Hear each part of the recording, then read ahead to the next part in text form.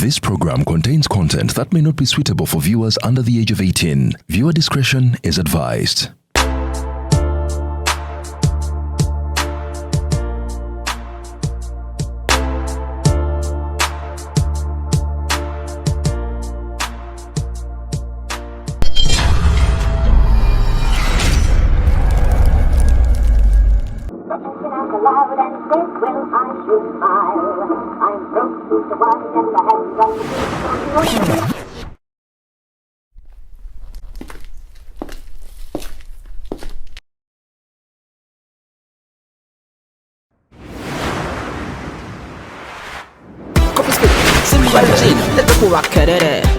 Go straight to the wamba. Kukabala zakwe tuwera.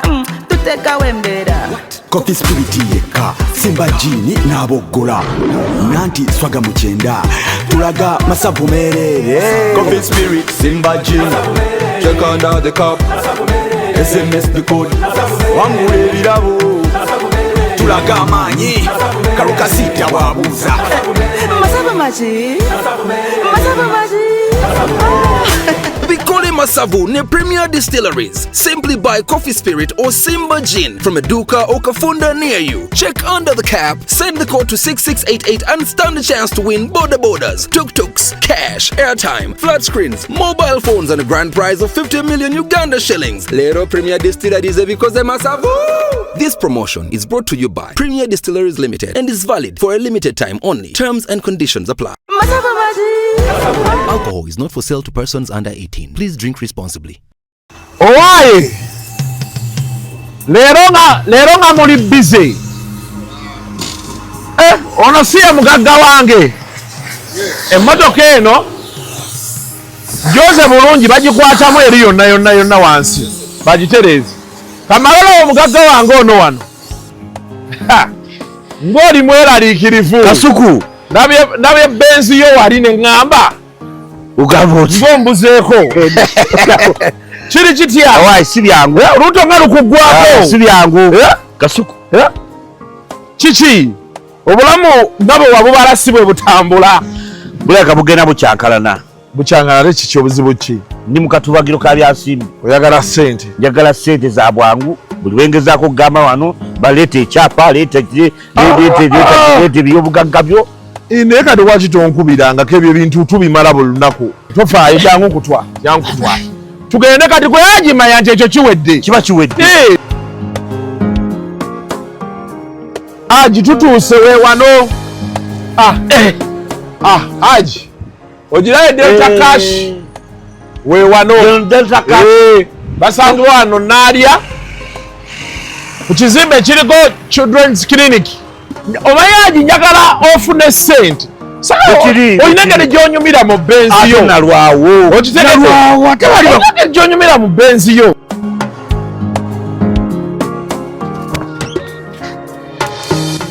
Onaze kwewola. Kibadde kitya? Njo situmanya nga toli musajja mugezi. Okitegedde? Otaasizza nnyo okimanyi bangambye ebintu bitono nnyo. Just logbook. National ID. Bank statement. Bank statement yokka. Mu ssaawa 10 nezi. Ndakuba nga nfunye ssente. Ssaawa 12 ojja nga olina ssente. www.deltacash.ug osobola obijjulizaako byonna ssente ne zikusanga. Okitegedde? Okimanyi nti bangambye emmotoka yange nsigala nvuga. Emmotoka bagisigala. Bakuteeramu turaka n'osigala ng'otambula nayo. Kati ssente njagala ogenda ozigyeyo ate nkukuba oluse. Tewali tabu.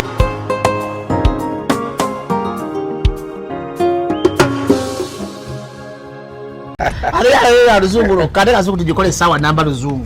Luzungu tugendamu kujjere kutoka ntoko n'embuzi nyepuno ndyepu. Ababola babaddi abakyala. Wereso omuyomba enyembuto Katonda yekyembuto genda wegiwaminge. Yabaweereza buno bukeeke obutini. Singa babu mutwale bamusonseka mu kamwa bwonna n'abufulumiza mu nnyindo. Kiba alina guno omuggo gwa Musa White Star Premium Detergent. Waliwo wanagambye embunda y'akasajja kasendi kalimba bannange. Sendi bannange.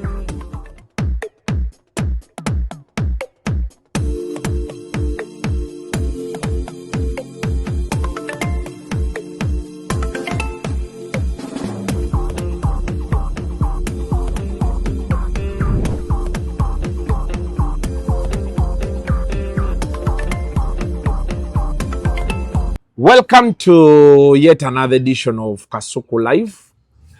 Olunaku olwaleero kyetukola bakita catching up. Mwezi oguwedde nalina nga tuguggalawo nalina okukola ne Saymore saaliwo. Then upon return I fell sick. I said, now, what should we do? There's nothing to do. Nenga nsanyisa okulaba mugabe munnange. Munenkulengedde eri nga Katongole omutongole yakomyewo mu Uganda. Lwaki? Nga mufaananira ddala. Nedda tetusiina we nfaanaganira na Katongole. Katongole yali asalako embiri zonna ng'azimala. Abadde ngamba stress. Ate nga kawanvu beekati. Stress aka Katongole akuzizza enviri nga ngamba. Naye mutyaba nkozze wamma wootuukira okugamba omuntu nti kati akozze. Akugambe ki? Nedda. Nayimiridde eggulo ku minzaani nga nsudde kilo nga 3 zokka. Ngamba yiye badde bayensudde kilo nga 2. Noonyeza enkoko eŋŋanda embuzi.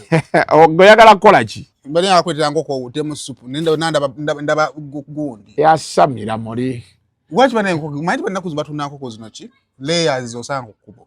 Nzuba isawula nkoko ŋŋanda twetaaga nkoko ŋŋanda supu oliwo enkoko eŋŋanda etambudde n'eryako gundi. Eŋŋanda ze zino ezirya ku gurawundi. Kati supu oyo gwe weetaaga. Ezitali zino ze balabirira mu gundi mu biyumba. Weetaaga supu wa nkoko ŋŋanda. N'omuuta nga tebamudizayinizeemu. Weetaaga.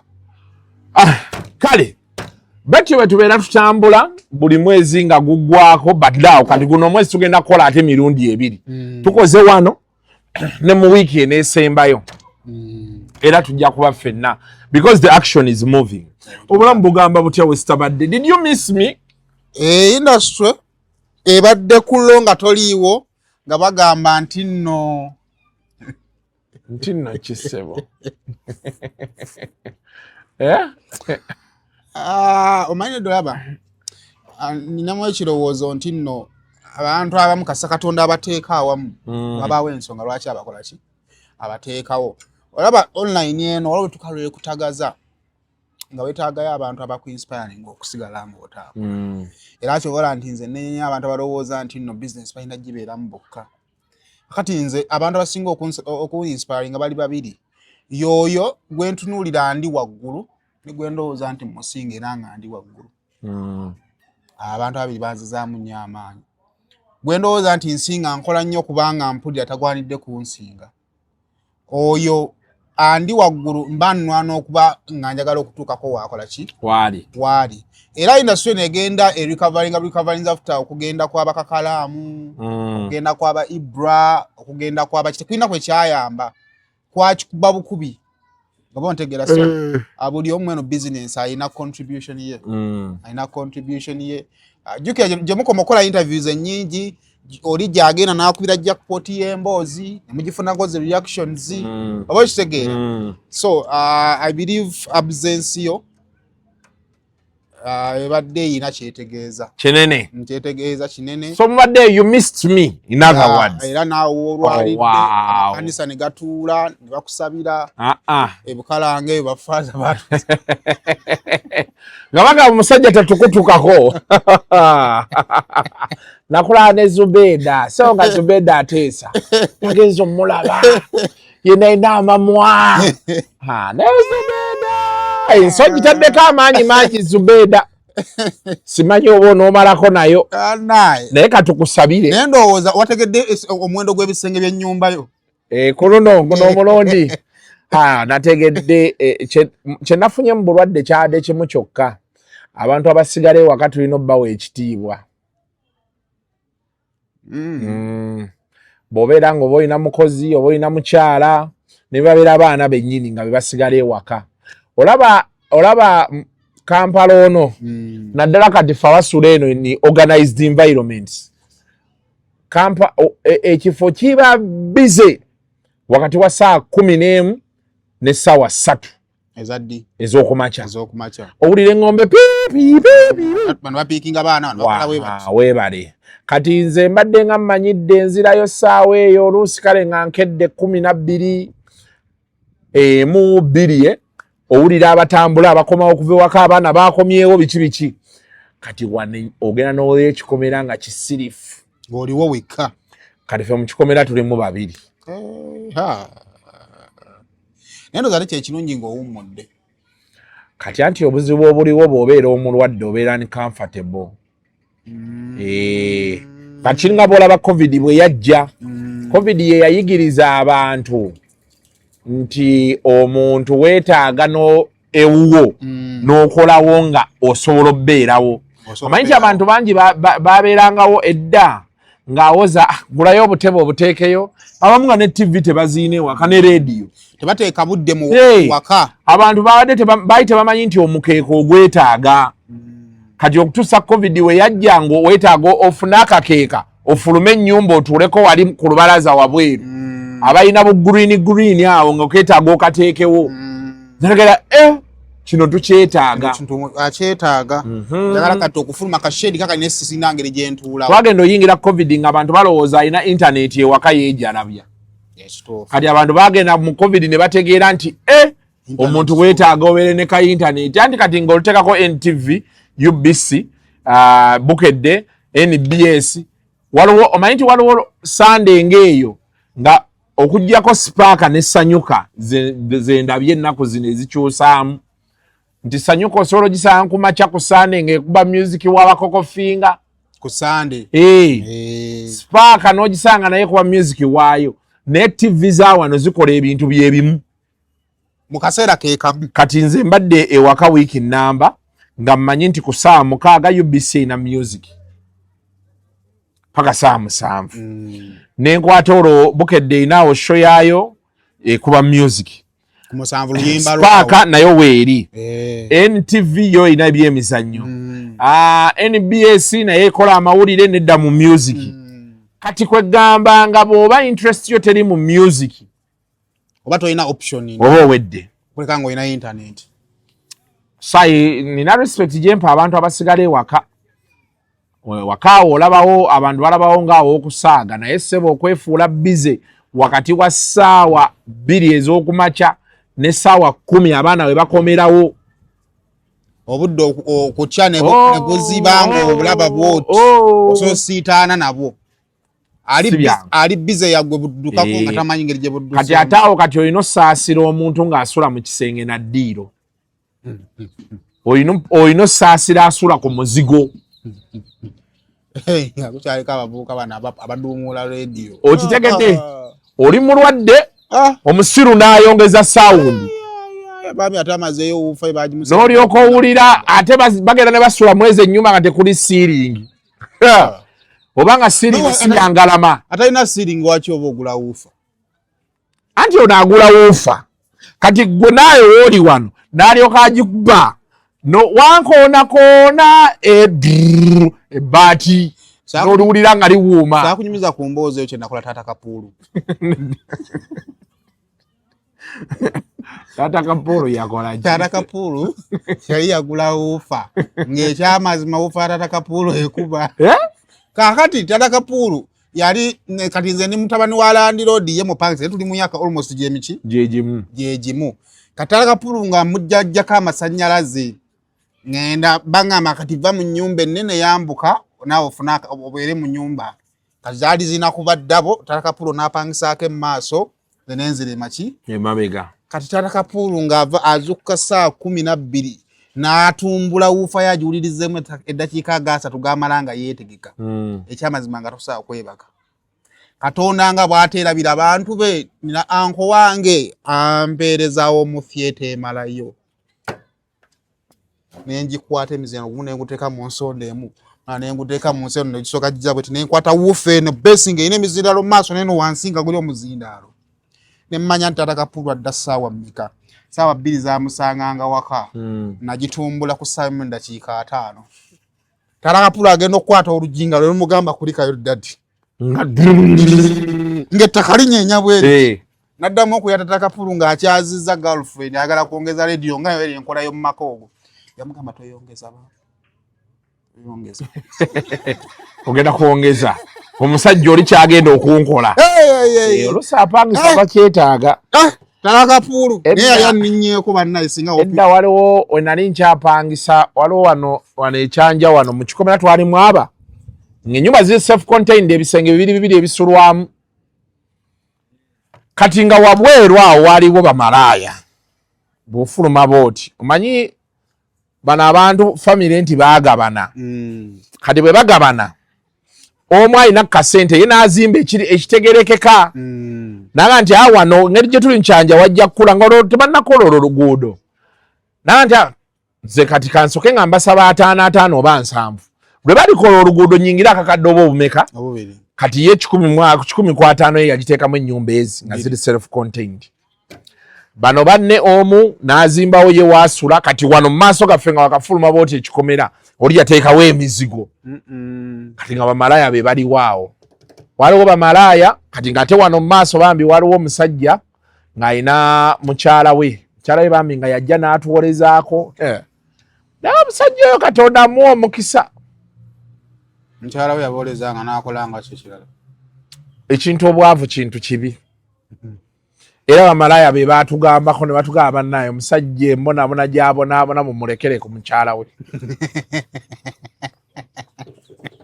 Ne obwavu bubi ebigambo omuwala byayogerera omusajja. Naye ng'omusajja emisana apoota ekiraasikaani. Bangi. Kati bamalaaya wano omusajja ono yali yazimba wano ng'alina Subaru ye ng'agirera kale saamulwisa nengula Subaru Katonda n'agikuwa nenjiteekamu ebintu ebyo nga ku mwendo ogw'ekiro nkomawo nensooka okuba eddakiika ngaaga okutuusa we yajja naŋŋamu tetwebaka ne mwana naffe tubadde tetwebaka. Yamaze olw'ekintu ekyomuntu kyakukola nga tekyetaaga kuba Katonda kifuna. Era be yatereeramu baati emyezi 2-3 n'entunda Subaru n'engola Progress. Nga kati ateredde. Era kale. Tiyaddamu kuleekaanya paka kati ekimotoka kye nkyakiyitawo awo tekikyaleekaana. Neera mpitawo wabayo ayinza okulowoozesa yasoose okufuna ekintu ekyo ate nga woogenda n'omugamba nga tonnakifuna. Ayinza okugamba gweoyogeza nnaku. Kaakati Katonda bw'akikuwa mulageeko nti munnange kyolina n'omulala akisobola. Naye of course eyo emboozi yammwe abapangisa naddala ku mizigo egitategeerekeka. I don't know how I eventually landed in that conversation but it's understandable. So bw'oba omanyi nti oli ku muzigo naddala nga temuyina ngalama, respect the people. Waliwo abantu abakuba sauti. Kati bwe nali mu senior 5 ngenze ekittande wiiki 2 bangobye bansanga mbuuka eno nga ku basketball court n'akajja jjukira omuzeeyi tutabuse akutte wansi ne waggulu. Kati ate bajja bangoba ne jjajja naye agamba bannaye naffe tuwolerezza tulina tukooye ekimala n'ekimala kikooye. Muganda wange ajja ngamba kati bamuleeta yali mukambwe nga yeekambuwaza nti ono kati kyuma ki antwala nfuna ekifo ku standard high. Enfuna ekifo ku standard high nga nfubutukazza n'eno wansi ndi mudde ngende ku ssomero eri waggulu. Weyafanso awasooka tuvaawo agamba alina waafunye kumpi n'ekkubo kwennyini ng'ennyumba teyatuuka waggulu. Kati nga engeri gye baali baazimbamu nga baakola edduuka mu maaso kati eno emmanju kisenge kyabwe n'eky'abaana kati then ate ffe nga daffe gye bayawula ekisenge be bati kati eno gye tuli kisenge ddiiro ne kasitoowa. Naye kati Lumumba ndi awo omukazi n'akonkona mukyala wa Landlord n'agamba bannaaye mutusaasire koze kyekibaddewo kati nze nalina ekizibu nalina bakyali bange nga bwe tuba tuva ku ssomero mpa ku kisumuluzo n'obawa bazze balabe TV kuba ajjukira muganda wange yakomangawo kiro sanga 10 ava kukola kati nga saawa 6-7 zimusanga olwo ye agenda mu kibuga kati nga bano mbawo ekisumuluzo wano wonna okuva ku 8 paka eyo kiro basuka ne bandoopayo muganda wange najja lumu n'atugwikiriza n'alyoka akuba abantu awo empi n'emigere ate gwe kati mba ntudde buliri bwani obwange kwe babeeranga n'eddiro ly'omusajja yajjukira yaggalangawo ekisenge ataliwo ng'awonya bubi kati bwe bajja nga bazze kuloopa ye omukulu mwenye kati wano baali bazimba nga sitowa waali wanene nze nga yaŋŋamba nti olaba gwe sula eno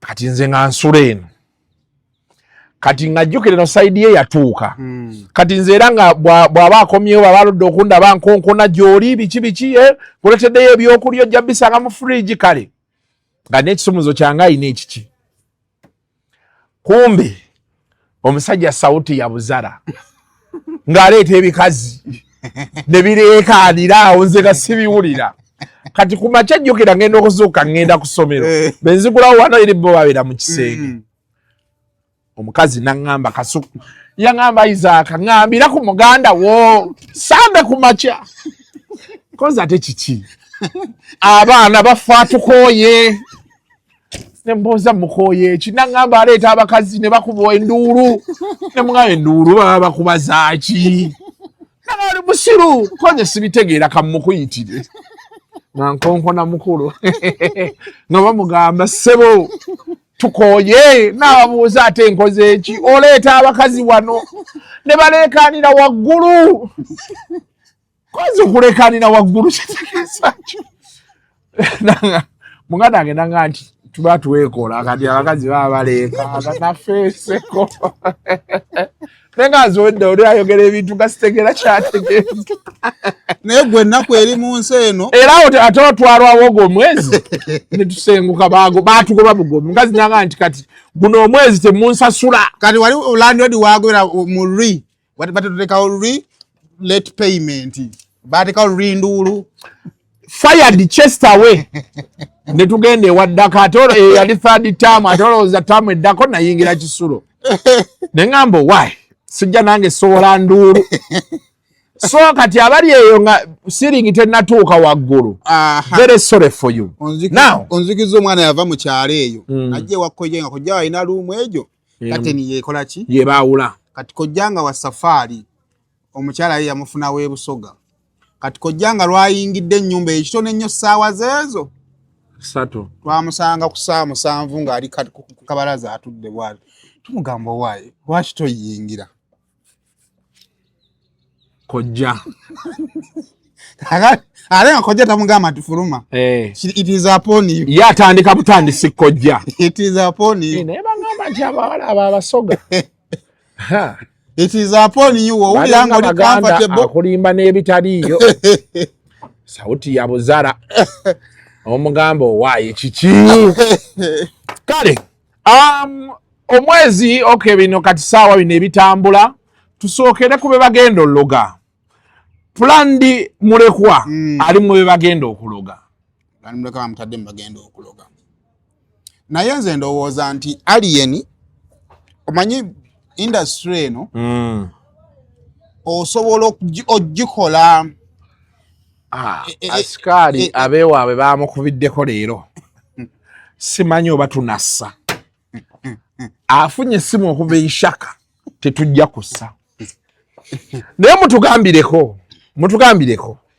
essimu evudde eishaka naye mugambi tukkiriza alindemu kakati osobola okuzannya empiki zonna nezikulabisanga industry agitegedde naye ng'empiki z'ozannye mu kaseera ako zibadde zikola mu industry naye ng'ate olina by'otaakola ki by'otaategeera kakati ayinza oba ntalina kipya kyakola mu industry muno naye abalala baabikolanga naye nga tebirina bujulizi ndagala kulowooza nti keesi y'omwana ono manyi omulambo ku nsi kuno kyasinza okubeera ekizibu era omulambo gusobola okulabisa omuntu ng'omutemu asembereyo ddala ng'alwana okuba ng'agwejjako anti osobola okukuba omuntu oluyi n'asirikira awo amaaso ne gakkanuka obwongo ne bugamba nti muteme musaleko akafiifi kamu bwe kati bunaku koba ofuluma nako paka wonaamumalawo ne bakusanga ng'omumazeeko half hour amalwe gagenda ofuluma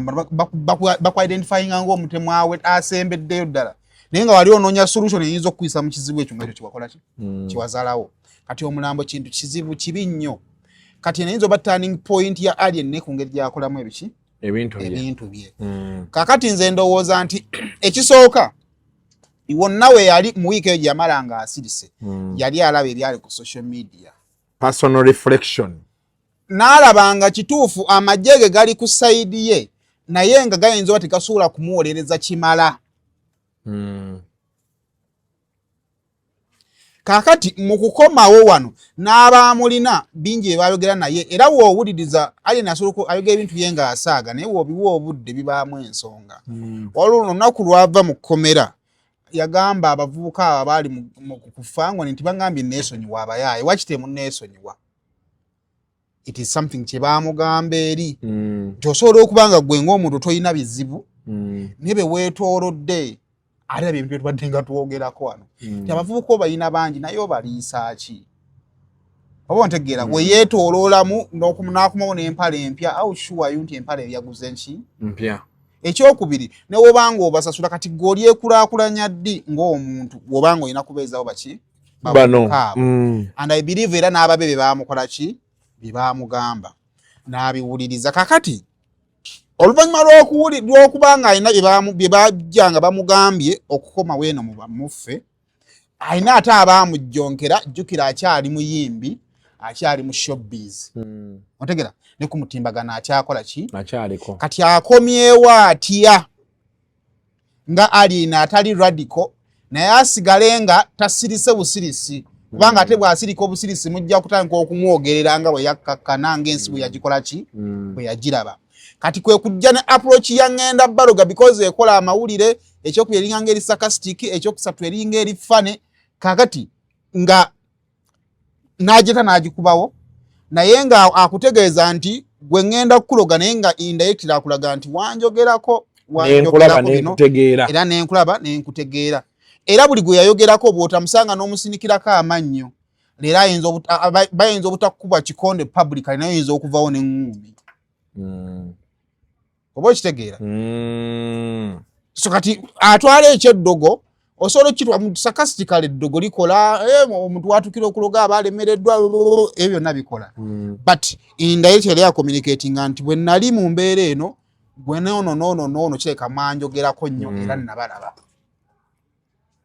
naye kyeyayiga nti omuntu teweekolera bujulizi okimanyi nti keesi eno ey'omwana even without a video omwana nga ayogera a week before ng'omwana tannagambibwa kubanga afudde waliwo video y'ono omwana namulako ne ku Sunday Nation ya Best Vibe ne baba tebaamukuba ofuna omulooyo omulungi nga muli mu kooti bw'aleeta ka video nga gawaka recordingira ng'oleese omuntu mugundi eyo nga mugezaako mumukuba ate n'avayo ng'alina n'ebikwiro buba bujulizi obumala okukonfaminga kiri ekitaakola ki ekitaalabwako so munze eyinza okuba turning point ya alien ku ngeri gyakwatamu ebintu bye naddala ebifaanaganako ebintu bimu ayinza okutandika okubijja ku kamera however ate era tukyalina ebintu bingi bye tukyalaba ku alien kubanga kati kanneewole ku bigambo bya Bebe Cool. Bebe Cool yagamba omuntu eyalabaddeko n'omulambo mu compound ye nga tali mu kkomera omuleka nga taba kuki ku level yo yinza oba sikoze phrasing ntuufu ya bigambo yali alifulinga liko kaki ku kamiliyoni kakati alien skin okuva gye yava n'engeri gye yavaayo nga tali mu kkomera otegedde bulungi yonna engeri gye yavaayo tukyalina ebintu bingi tukyalaba kwaliyo ebirungi ebyewuunyisa osanga n'ebikanga bikyali bingi kubanga engeri gyavaawo atisi kale bandimusibye sigamba nti nanjagala bamusibye ne kati ndi mu normal circumstances bandimusibye n'avaayo nga at least waliwo obujulizi obukola ki obulabwako naye ekyo kyokka kyabalaze nti era naye si munafu nga mbadde mukikola ki nga bwe tubadde tulowooza era yenna alowooza nti alien munafu naawe njagala obeere mu mboozi ezifaanaganako bweziti bujja okumanya enjawulo yo naye awo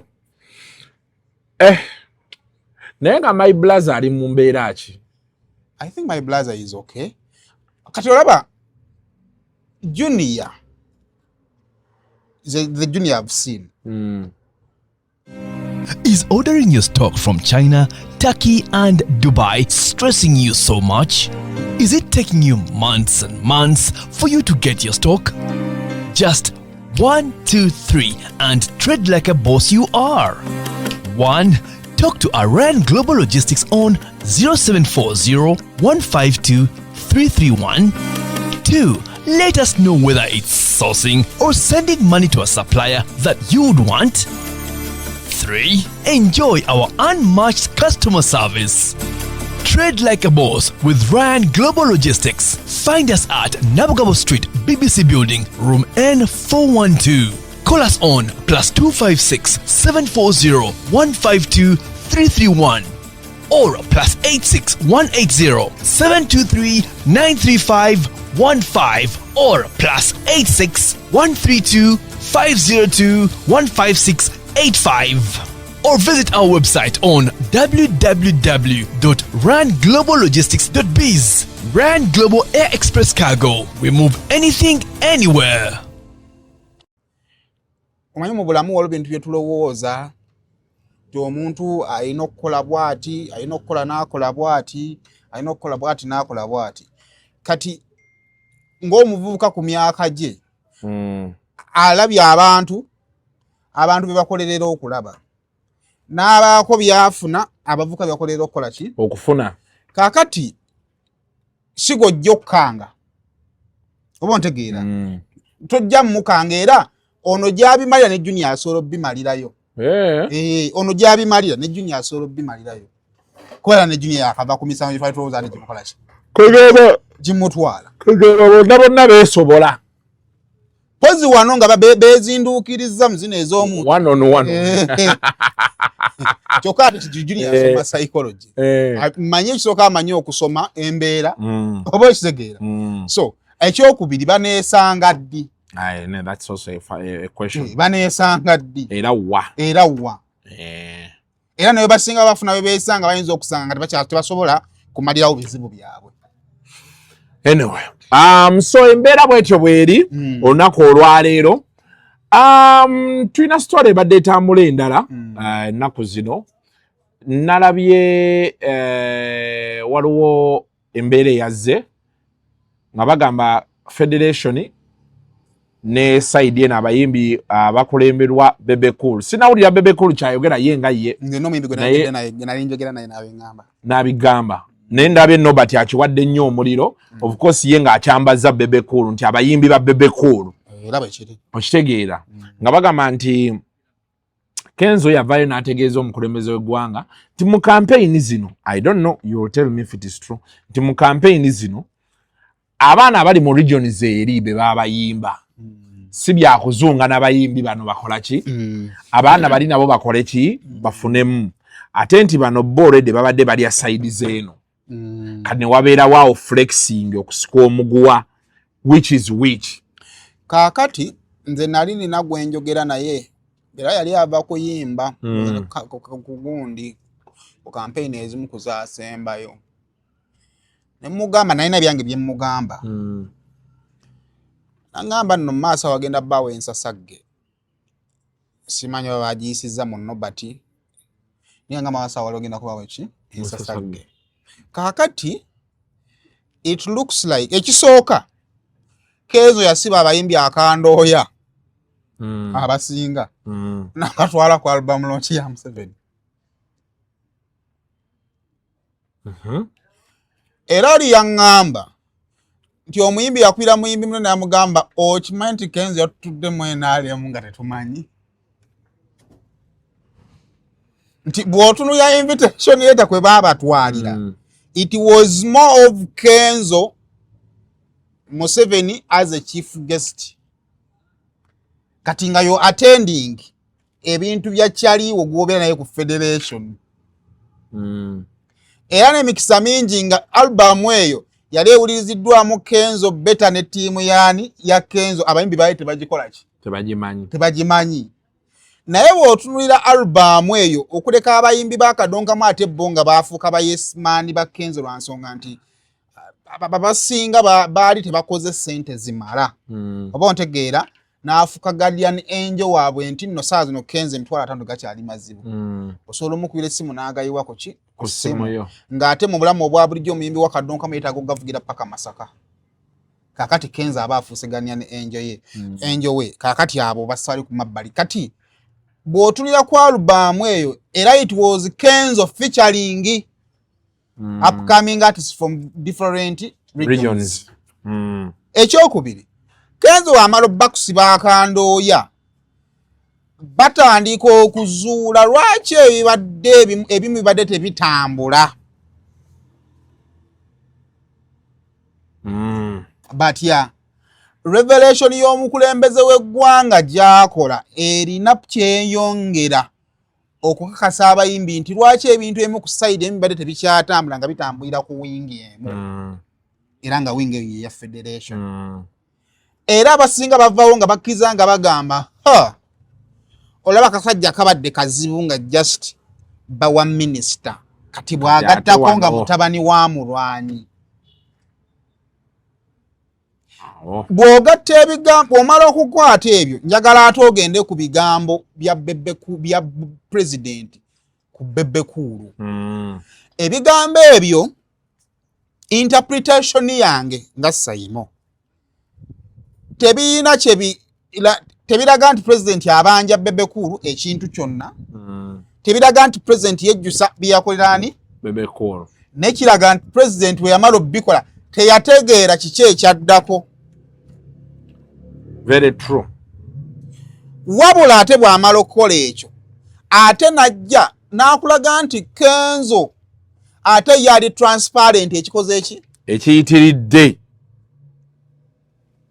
very transparent man ako kajjukira bulungi. Yeah. Now today we twatandikidde Bebe Cool yabadde ayitangamu budget y'abayimbi ez'abayimbi era omuyimbi gwe nali njogera na ngamba nti big size musasuzi emukkiriziganyizza akakola ki akabawa akakuwa bwadda ku side ya federation n'agamba nti oli omwana tanyize ssente alina kyakola ki kyanoonya nti is a accountability master ahaabya n'awatali kikaabya bannaye tugenda kukola tutya afuluma n'ekisawo nadda nga yeewuunya basajja baavu naye ng'ensawo babadde bamukwatiddeko nkwati kakati omusajja ekyamazima byaŋŋambye sizenda sola bibagamba naye tugende bwe tuneekubira amasimu abakola bwati kakati nga we baweeyinga ku Bebe Cool ne Kenzo you rather go with Bebe Cool ati si kyemukkiriziganyizzaako wadde nakyo bayinza okukitema naye ati si kikola ki kijja kati obuzibu ne bujja nti eno background gye nkugambye y'ebigambo by'omukulembeze w'eggwanga birabika byali reflectinga dda kubanga okutandika okuprocessinga budget season tekwakatandika kubanga government etandika okuplaningira akalulu nga keevuddemu ekamazi waliya otegedde bulungi naye process tugenza okutuuka n'abayimbi otandika okugamba nti Kenzo ne gundi bali mu kusikangana nga budget final balinganga abakkiriza nti erabika ekoze eki egaanye. Now challenge n'ebeera egyo emu abayimbi abanene ebitundu 7 ku buli 10 that is my analysis bava wano oba basinga ku influencinga wano naye ate ne bafuna obuzibu nga wano basinga oku influencinga oba basinga okutunda miziki waabwe ate tebakyayinawo maanyi.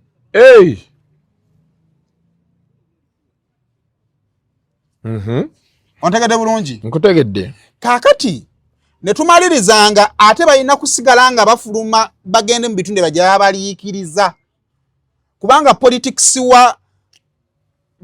wendo ng'asinze kuzannyira nnyo wano mu central wasinze okuzannyirwa some parts of Jinja Eastern of abaddeyo naye alinzo kwa ali mu central wano ne wano mu central asinzo kola ki kati abayimbi abane basinzo endongo politics asinze kukosa baki ba wano kati Kenzo ekibanga kituufu nga yakwata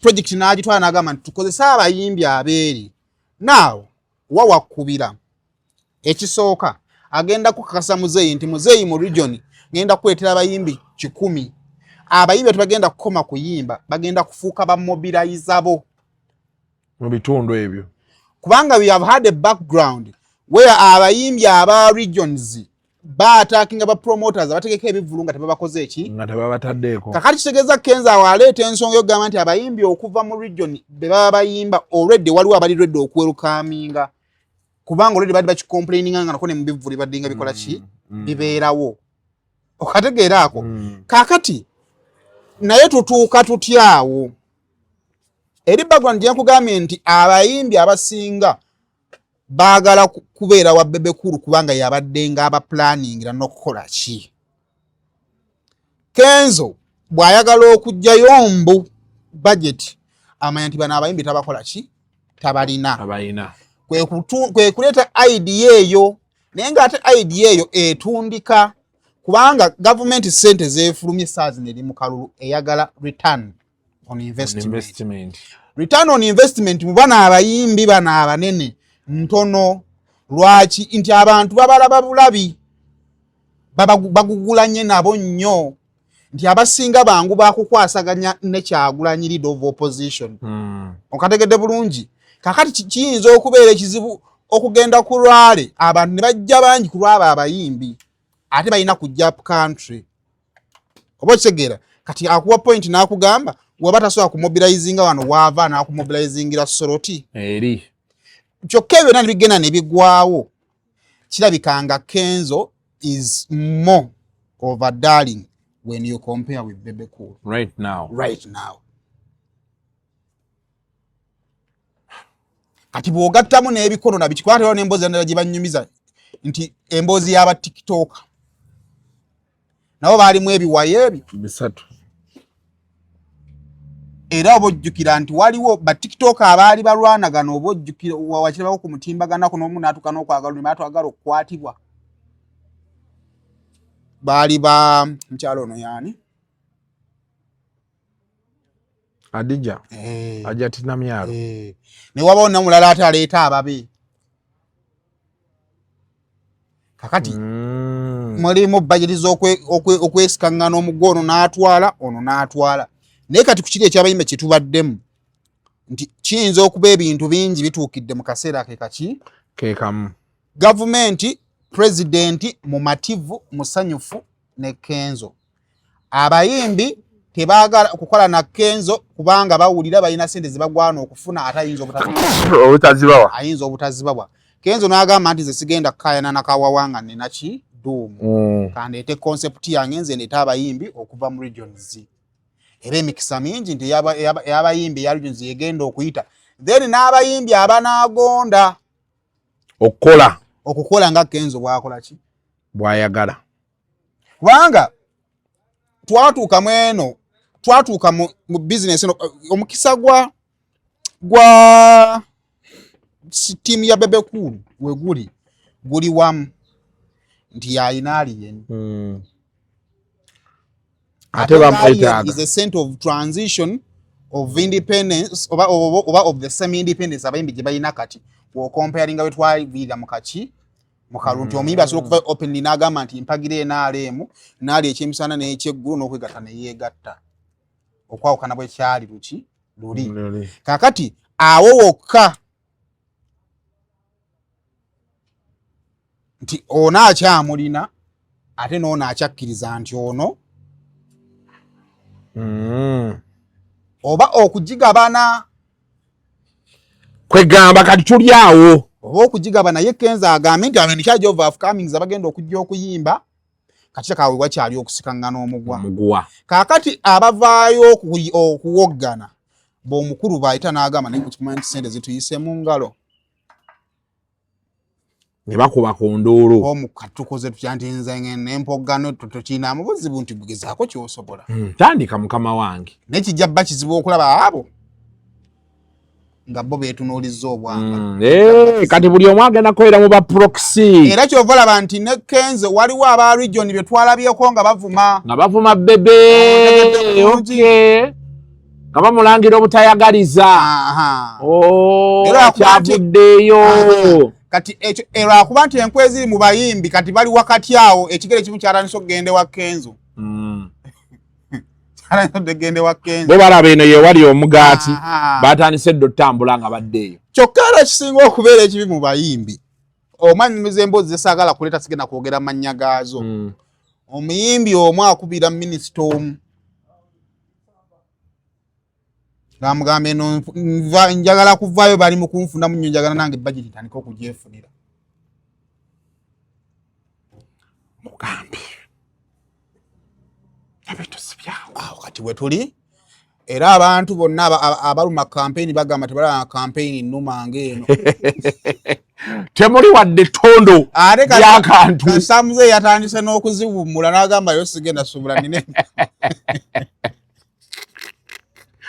kubonaabona omala okola programu yo n'ogamba nti kati wiiki eno muzeeyi ali amulata ali akoolo kangenda akoolo nkoleki nve eriira male ngende wano bakugamba nti kakati eamulo tataliiyo tugenda kusasula za kulya obadde e Kampala tukusange eyo ate nga zeezo okumiizi nga zika zikyali nnyingi kubanga tekyalike critical issues mu kalulu kano wakati wiiki ejja waliyo ne independence awo wonna kala ate independence kuba kusuuta bagagga mukolo gwa ggwanga anyway eyo story eri awo edevelopinga njagadde tugigiremu otegeere as the tensions flare up zaavaawa okutuuka we ziri awo kati ffe tugenda kukoma wano shejja okuddako ojja gira ku Saymore official to come before us ojja kuba watulabye then ate olyoka olaba eno Lawrence atagenze kufuka essaawa zino talina sente zakula byakulya oyo omwana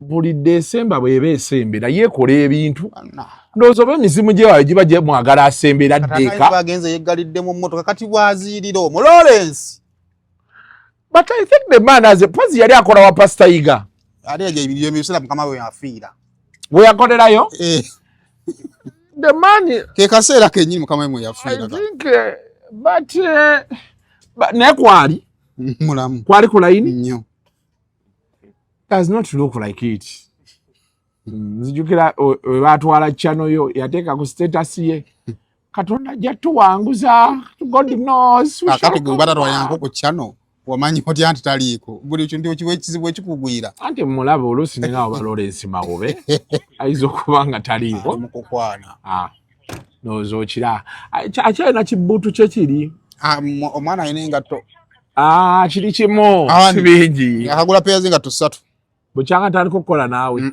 guno omwezi ekitegeeza toli musasuzi yiyo kirabye eyo mpya Lawrence yeyo mpya kwoli alina ne Timbaland kwoli Lawrence kwoli ku layini yennyini ffenna kwe tutambulira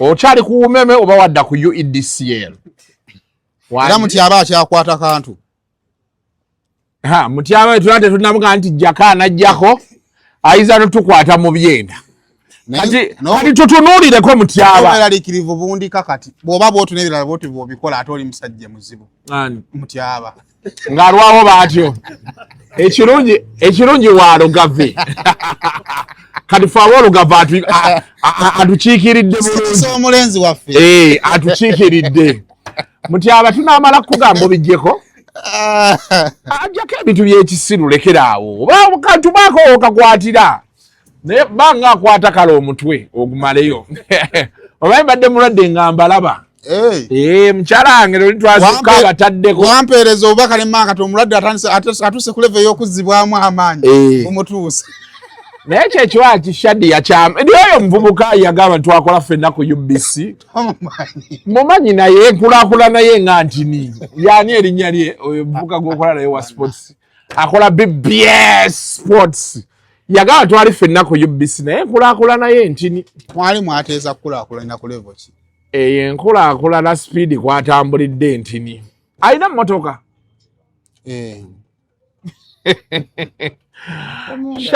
Shadiya oyo si ono gwe baali mu kkayaniro omusajja ojjukira story eyo mwakasi yoyo Shadiya waffe nenzera nali mpagira ye ekirabika bulungi kyama halo Shadiya kaneme kwegobako abawala ba BBS bonna bankyawa mbadde nasigazaayo Keeza ne PCDN ne Shadiya abalala bonna nagenda mbogerako ebituufu ne banye talina kumisi tasirikako ne binkyawa nengaali wabadde bimpaaki tojjeko kamera oyagala dakiika mmekanzi naye kati ninayo Shadiya wange Keeza PCDN asigaye naye bananyiigira nde tebalina kyebaaba n'ebyo byonna Saymore sigo ngambye ebyogere obadde ompadde n'amannya neŋŋaano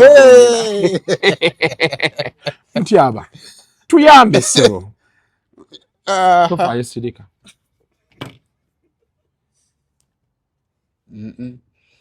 kaneetakule mu nnyindo tashanek ate lowooza ye mutyaba bimukwatako kati kye tulina omugamba mutyaba mukyala we yabadde alina obubaka bwe yatugamba. The views expressed on Kasuku Live do not reflect those of the host, producers or management. They are solely of individuals providing them and do not represent or reflect the official policy or position of this YouTube channel.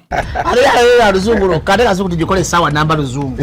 Luzungu tugenamuza kujere kutoka ntoku ndimbuzi nyefu arabura bababbi abakyala wele somuyonga nyembuto katonda ya chembuto genda weji waminge yabaweereza buno bukeeke obutini singa babu mutwale bamusonseka mukamwa bwonna n'abufulumiza mu nnyindo kibwa alina guno omuggo gwa Musa wayitista premium detergent waliwo wanagambye munda y'akasajja kasendi kalimba bannange esendi bannange